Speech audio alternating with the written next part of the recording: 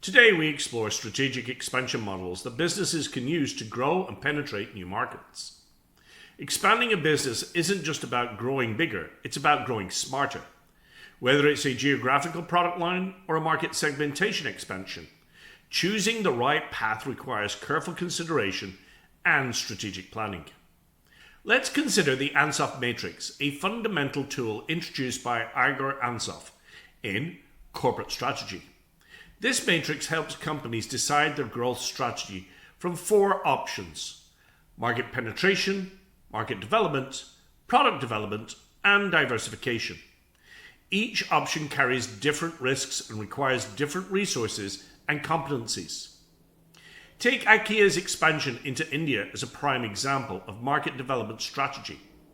IKEA, known for its cost-effective and functional furniture, had to navigate numerous challenges such as understanding local consumer behavior, setting up supply chains, and adhering to local regulations. The decision to enter India was not made overnight. It required years of research and planning to adapt IKEA's offerings to meet the unique needs and preferences of the Indian consumer. They modified their designs to align with smaller home sizes and offered localized products like masala boxes, which shows the importance of understanding and integrating into the local culture. The choice of the right expansion path should involve a thorough analysis of the company's internal capabilities as well as external market conditions.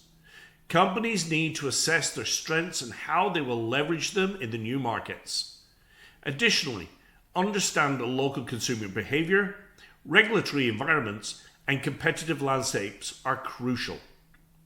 For instance, in choosing between expanding to a new geographic market or introducing a new product line, a company must evaluate which aligns best with their long-term strategic goals and which they are structurally and financially prepared to tackle. Strategic expansion planning isn't a one-size-fits-all approach. It requires a nuanced understanding of the Ansoff Matrix to match your company's strengths with market opportunities.